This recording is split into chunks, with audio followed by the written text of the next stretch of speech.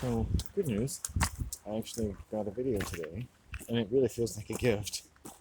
Like, it's just something that's happened, something new. I did actually make a video that's suitable for upload. I have taken for upload, I will upload it today, and I make hundreds and hundreds of videos I don't upload. This is the moment. Nature has given me a gift. Thank you, Mother Nature. Thank you to my mother. Thank you to all the people who have never been burdened by having to listen to what I have to say. Thank you. Um, yeah, no, I think I think I can upload it. I have a lot of, you will see when you watch this video, or if you did watch this video, that like how this voice could kind of veer into areas where people may not want to listen to me.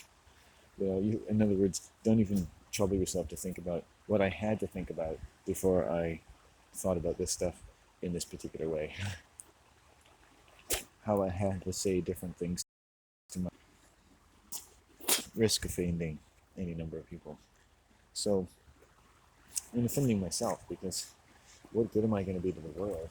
It's really, really risky if I have all these opinions I have about men, women, my feelings, which I'm pretty sure are wild as a bear in the environment, which makes a good analogy because I think that if you spend time, as I would say, this would be a good place I thought, for children and their families to spend time. And if you were concerned as well, you should be, about bears, I would say the more time you or your children spend here, the better prepared that they will be to meet a bear. And it's all about being prepared to meet a bear. By expecting the bear, thinking about the bear sometimes. You don't have to have like a magical sense like, oh, bears are completely harmless. They are beautiful creatures filled with love and I can snuggle them. You don't have to, and I'm being a bit rhetorical when I say that, I understand. Being a bit of a douche, but just to make my point, I mean, because it is an important thing, it makes us all nervous. Like, how much should I be afraid of a bear? You know? And how safe they feel around them and all that kind of stuff. Like, really, I mean, you can step back and say, you really just need to know what you're dealing with. Everybody does. It's a fair reason to be afraid if you don't know the animals around you. In any sense, I always like to think we're all allowed to be afraid, right? And just to teach your children to be afraid of strangers and other animals and other faraway land, or if like you feel like, hey, aren't we all kind of born with that? You'd think, right? Some people are fearless, and some people are really amazing. Like, I'm sure there are children that are born that could walk up to any wild animal and be their best friend in seconds. There are kinds of humans like that on the earth. It is a thing. But if you're like me and you're not one of them, you're better off being afraid. Like, I'm a white man, I should be afraid. But and I would say to people, think about the bear. Just have some respect. They say, you shouldn't say the fear of God is the beginning of all wisdom. The fear of a great creature is the beginning of all wisdom. Fear an animal is fine. To fear a strong man or something, be afraid of people. But there's different kinds of fear, isn't there? You can be afraid of something intimidated by them in a way you don't like. You could be afraid of someone because you really respect them. And they respect that you can be afraid of them. That is just a level of getting to know another creature. It's not that bad to err on the side of being afraid of a bear, because you certainly respect them, aren't they? And they like that. All animals like respect, right? If you're going to freak out, then, sir, run away. Maybe the bear's saying, oh, be that way. It's nothing, it's good to learn afraid of an animal, like I am. I'm afraid of bears. Like what to do and what not to do. And you don't have to stay there and wait for them to smell you. And they're not going to expect a pat on the head.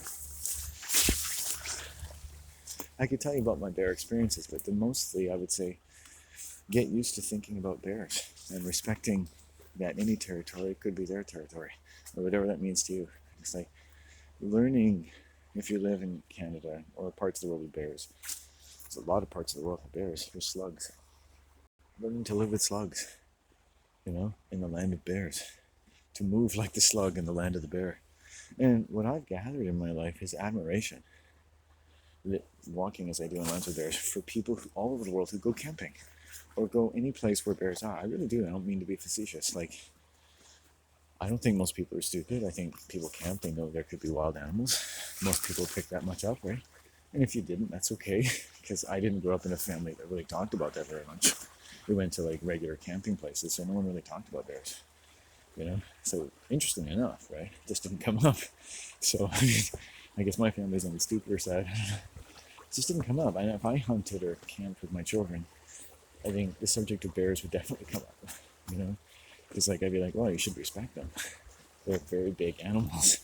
You know, I teach my children all kinds of strange categories. I'd be like, you know, BBA. What's that? What's BBA? Very big animals. Or BHE, bad human energy. BHE would be like our word for evil, or God, you might say. Because bad human energy is like their God. It's very unpredictable, and it becomes fixated easily. And then it's like we could talk about all the problems that humans have when you start to see that side to us, or to our mentality. And it's like, and nice people, like, they put it in a subcat, oh, they were drunk, or they were stressed, they're having a bad day, maybe they were mentally ill, and you put it back there. But if you're someone who does see a lot, and so you tend to see these things and experience these things more often, and you have more time to think upon how they make you feel, oh, believe me, no, you don't want to be someone who can be made to feel things, bad things, because you're sick, and being near sick people makes you feel bad for a long time. So by the time these same types of people, or groups of people, really get honored, it makes a huge impression on me, and it's aired on the side of helping me deal with all kinds of industrial grade sexual shock, which sounds awful, but industrial grade sexual shock is like industrial radiation poisoning. It's like everybody has it, everybody do, and you know, la di da. I'm not saying this is something that people don't deal with. I'm saying that maybe it's helpful to have a voice, because we often don't feel like we do in the relevant subjects. Tell me it's a problem I have. Tell me it's a problem you have. Tell me it's a problem we could all, you know? Tell me it's a PBS special. But don't tell me to go away. That's all I'm asking. And to say, hey, look, I'm qualified to show people that I, in as much as I have such a childlike hunger to do that in this big bad world, you should sit up and take notice. It's a beautiful day, by the way. And I made a video suitable for upload. I like that. That's cool. It's like seeing you. It's my voice that did that. Gee, Daddy, can we upload that? Well, let's see. We didn't talk about masturbation, dicks, how much we hate women, and the hormonal soup. Yep, we can upload it. I think I talked about the Holocaust. Be good for me. If you look at the video I'm uploading, it is a rarity. I delete hundreds of videos now. I've become the deleter. That's my special power. I'll delete anything. And you have some wonderful moments out here talking and singing to yourself. There are some moments where cool people who are stoned would be like, that was right on, man. But if you're around with that all the time, you'll be like, that's creepy, dude. Do you ever shut up? Yeah, you really like the sound of your own voice. So it's something that you get to do when you're by yourself. Like when you're a writer, you sit down and really it is about to say. How many conversations are like that? Ironically, I think because I have a voice of my own, I don't mind listening to people. So I'm not someone that tends to dominate a discussion. And if I'm talking to you and I am dominating discussion, that's a rarity. It's either a huge compliment to you or you're about to punch me in the head. So, because once my mouth starts moving, you never know what's going to come out right. So I have crazy beliefs. And what I demand from people, if I was telling them this, it's like, you gotta keep an open mind, dude. I say all kinds of stuff. It's not to be dismissed. It's not to make anyone angry. These are things I think about. It is a process. Like life must survive and feel good. You know what I mean? And I'm a pretty demanding person, just like you. If someone is my environment, and I just don't like them, right? I'm like a piece of shit. You know, we don't like that side of each other, but that's how we are. We go to a hotel, we want things a certain way. The moment they forget a free cup of It's like we're on the internet to make a complaint, to make sure the maid loses her job. That's how white people are. We're demanding.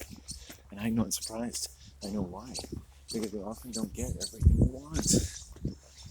We have too much of everything, enough of the things we seem to continue to need, which forces us to feel a sense of existential dread about whether or not we're worth love. Isn't that gross? I just diagnosed the white species. I've done that several times. I deleted most of those videos because I don't want the government to arrest me. Big mobs. I think there's a lot of very obvious things about human beings that when you're not spending too much time, in all fairness, and I mean this, with all respect, finding out how to make money and brand yourself and make friends and be the person you have to be every day. Like, we make all kinds of sounds. Like, I should open up an open air spa. It's like the place where people sounds, because when you lose these categories and let people feel things they don't get to feel, say things they don't get to say, in their regular lives, take off all laws, all international civil rights, and just, don't put the homophobes with the homosexuals, but let people just say whatever they want.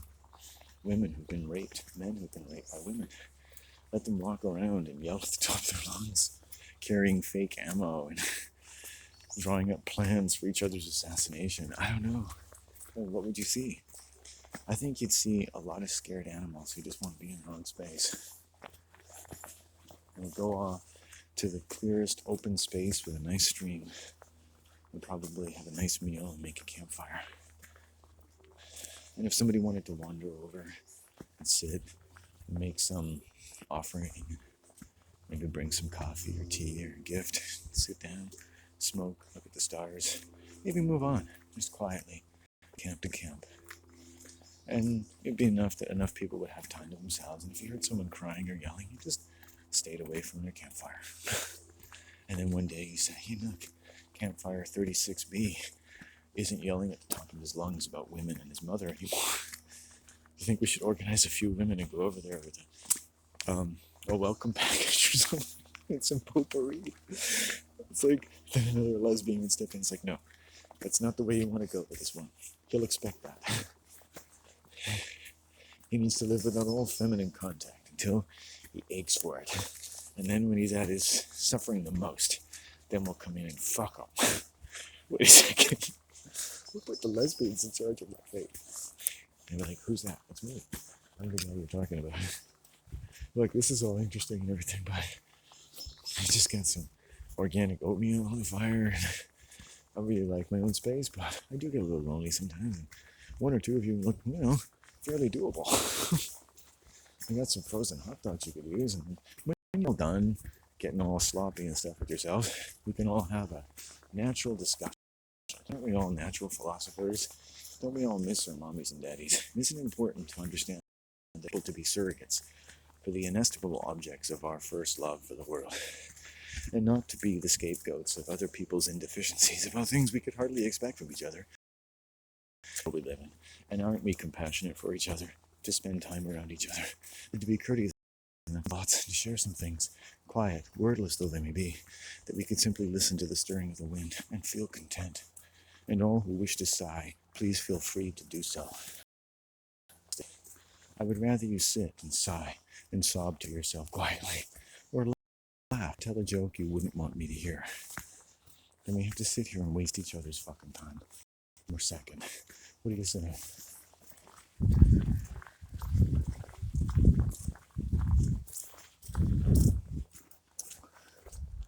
The birdies.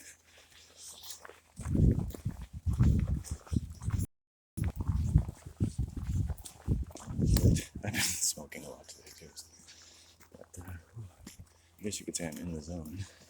Now I gotta decide where to go. Shit. I think I'll go to that traffic, which means walking back down the road. It'll be stimulating. Still got me up, so I think. Second brew going on here. It's almost done. I've got all my shit in the hoop. You don't want to lose things.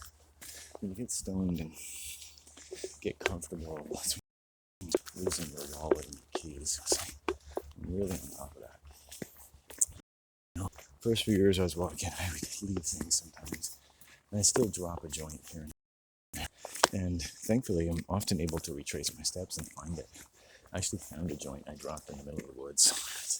It's uncanny. I just use my intuition, right? And that's poetic, self-effacing hunger and faith, which says, I don't mind the deep endorphin rush of being a completely wasted loser when I maybe don't find this joint. But let's give it a go anyway.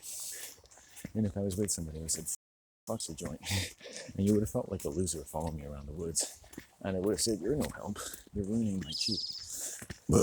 And then I'd come out an hour later smoking a joint and be like, okay, was that worth it? And I'd be like, yes, it was. I feel better now. The child in me is smiling again, because you know what? I was a very nice child, but now I feel I owe the world a bit of screaming.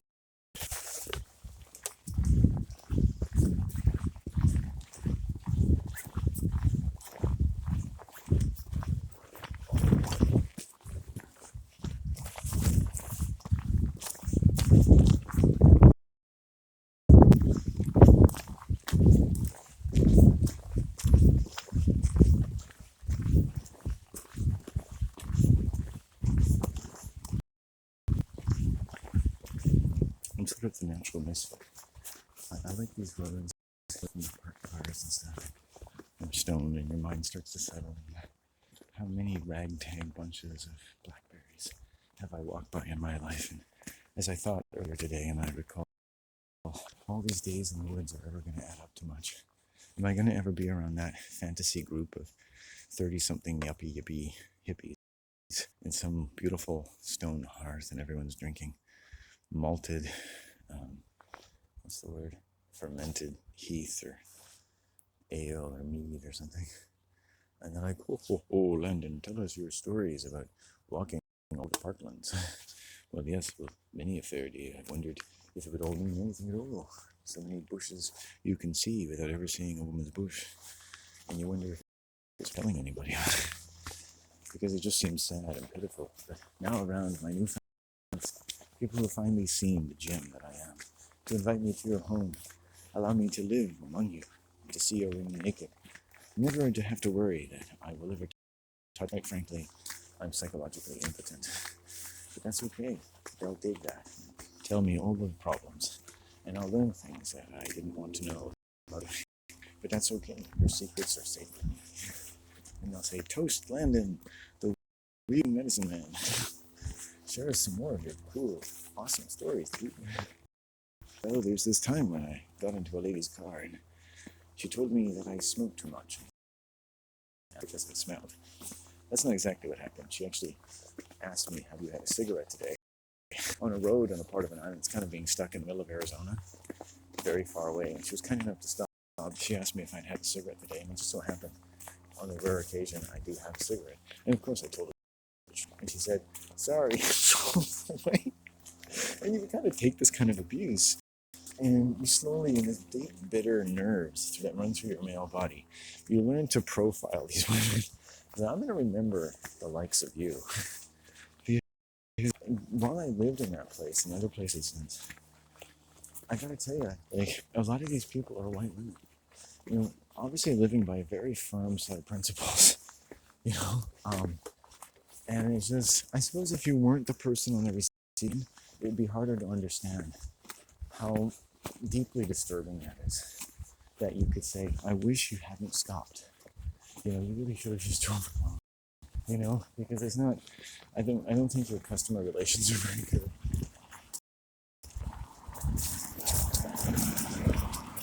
I'm sorry to hear about your awful experiences. You know, I actually knew a guy who smoked a lot, who smelled a lot. Beautiful island van. I pick people up all the time. He's one of the nicest.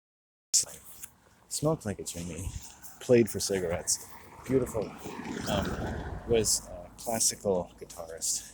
You know, made his own music. I had some. Sounds are amazing. You know, you just want to put them on, open the windows on a full moon, hear the sound of the ocean. It was just amazing. And it was emotional, it was stirring. It came from a very emotional place. But to other people I knew, women, would just say, oh, that's depressing. They would say that about any art that I liked, especially when it was from men. And these were religious, spiritual, middle-class white women. So you see their principles and their emotions and their focus. But a man in his most beautiful and melodious just depressed them. I would see away and say, I don't want anything to do with that. Because I'm an artist. And so these were male artists, contemporaries, men I knew. And sure, the music was sad. I thought, yeah. And in that way that a woman can totally hit the mark, I was like, you know what, he probably is depressed. But it's not compressed into the wondrous spiritual beatitudes of Jewel, so you must despise it. Like, isn't that what makes it human? That we're honest and there's a sadness to things? How much art in the world has to it? You know, Shakespeare, fucking Rembrandt, Handel, Chopin, you know, Mozart, Beethoven. How much fucking theater and video games do not have some poignant sadness? If only how many playing it. There's sadness to everything. Sadness tips the world with its melodious, and it falls from our own eyes upon our cheeks and upon our mothers and fathers, and it fucking unites us like nothing else. And hey, it's better than war. You know, when people want to stop going to war, we must come together in tears, right? In grief. The world will come together in grief. We will come together in grief, but we will not come together at all, which sounds like a threat, which I don't mean it to sound, but I just mean it to sound passionate and forceful. Like, hey, what do you think we're going to come together with if we don't admit how sad we are? You know? Okay? And then coming together where we do not admit the bereavements, which are not a shame and should not be to our family and to ourselves. It's usually because they begin in the family, where they started against our families and became about our men, our women, all men. Just became like all the crap we got used to piled into the scapegoat of the age. And it better not be fucking you. If you've been a man, maybe it's been you. If you've been a woman, it's been you. Child or person of color, minority, or just someone who was just there, who was a little bit smarter, wanted to be a little bit more moral, or a little bit different in a way that the most liberal fucking people or their children just cannot fucking abide. It's in the micro language. We try, but not everyone is included. Not everyone is loved as much as everyone else.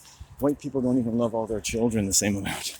They try as much as they can, but there's something to be learned about the fact that they often fail. And all that learning that this world needs, it's going to have to read the toothache in white families a little bit. It's a little unnerving that, you know, life can be difficult, but a combination of what white people feel, experience, endure, and do not say is very, very hard to want to listen to, for the one hand, because most white people don't spend that much time learning to speak that language, and the world doesn't encourage them to.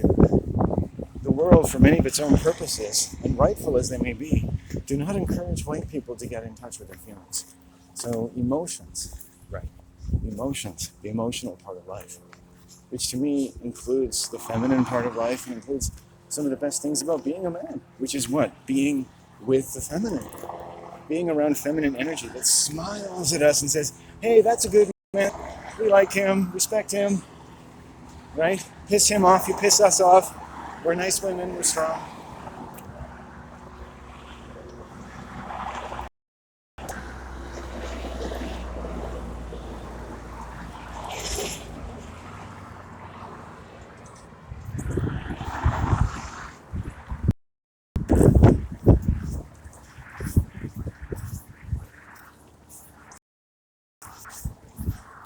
Got a nice crossing there. Thank you, ladies. We have a beautiful purple flower, Mother Earth. Safety for everyone. Safety and strength to you and yours. People, safety and strength. Safety and strength. Being in tune. Safety and strength. They say there's strength in numbers. I don't think so. It's not how many there are of us. It's that we all get to be strong and safe and sound and all have a voice. We could have 100 people that don't have a voice of their own. I don't think that's safe for anybody.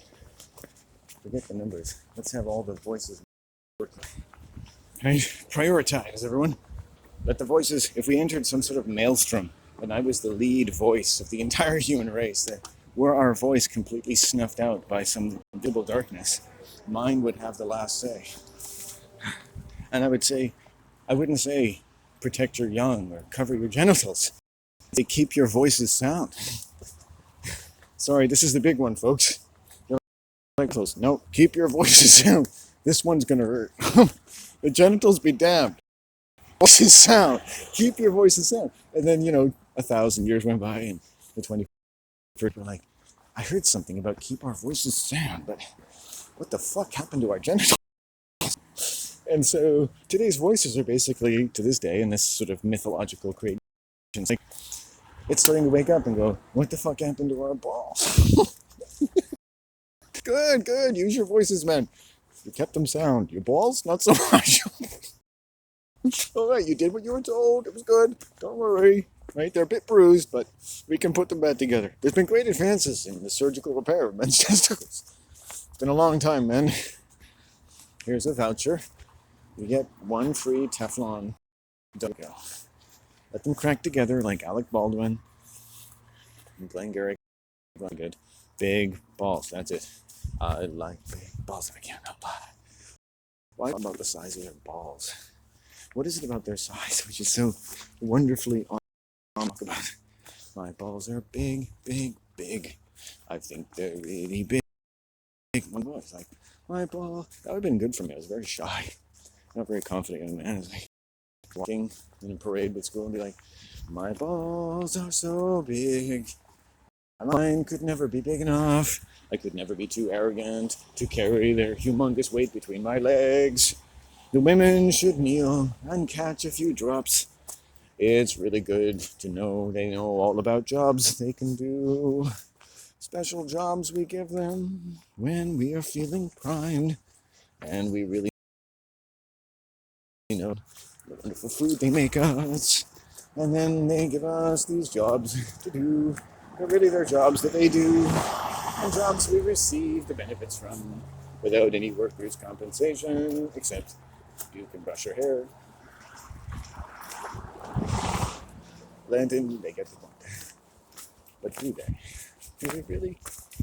Do they really? Do any of us really? Have we not all lost the plot? Oh my God, the plot. It's something that I almost dearly wish to lose, for it is like a part of the earth where I must go and have it be shoveled on top of me till I be dead. So no, I don't want to know much about the plot at all. You ever watch movies you wish you didn't see? Oh, yeah. It's like you see something you don't want to see. Like, there's a lot of stuff that are really quite hard to see in movies. Kind of shocks the fuck out of you, doesn't it? I kind of question a movie that needs to shock the fuck out of you in the first minute. You know why? Because you're sitting in the theater, you've already paid for the ticket, right? Think to yourself, like, do they really need to shock you that much? Or do we expect to be shocked in the first part of it, really? So does it matter how they do it? Are we just used to being shocked? You know? First 30 seconds of, Die Hard 2, the giant explosion. In other movies, people are shot, children are beheaded. Okay, we've established who the evil person is, everyone. There's no way they're making children head cutting into some kind of anti-hero. He learns to be ashamed of his actions because he was abused by his mother, kind of thing. It's like the human mind parting the Red Sea when they watch movies, because we're dividing up all of the brain fluid between the really bad evil and the not so bad evil, right? And that's basically what our entire being is about. Bones. No wonder you can probably get leukemia watching these things. We're gonna have a septic tank.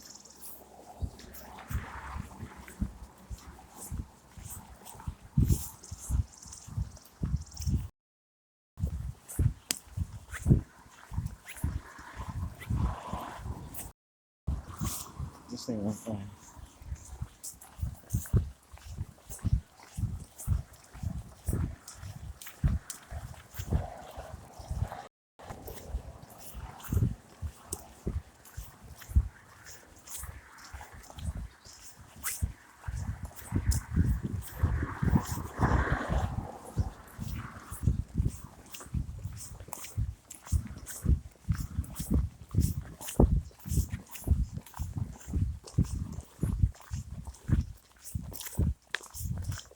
got a couple options here, people. I need voice because I already know what option I'm going to take. Option A, we proceed. Option B, we go along the shore in a southerly direction until we make way into the headland, there to bury ourselves in some wet, stream-strewn bush to play with ourselves like a gorilla. A fucking gorilla, man, because that's who we are. It's who we really are. Shit is bent over ourselves like that when anyone can come by and see us. We're made up already excuses like, oh, I dropped my banana, or oh no, I just trying to start a fire and nope, dicks don't work. I just that YouTube channel sucks. But do you? Get away from me, get away from me.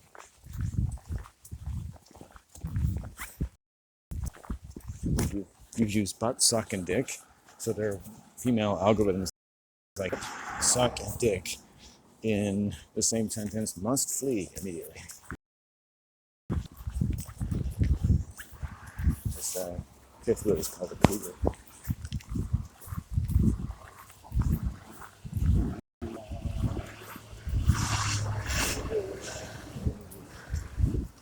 I just can't take the word cougar seriously anymore because I spent the morning thinking about female cougars. A cougar, you don't get to meet celebrities as much as I get to meet cougars.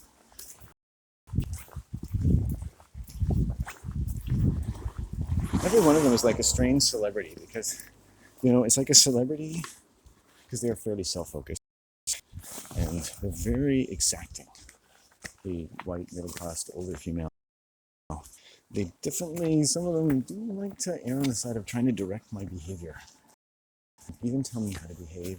They're used to getting responses from men to the point that they err on the side and almost telling them how to respond.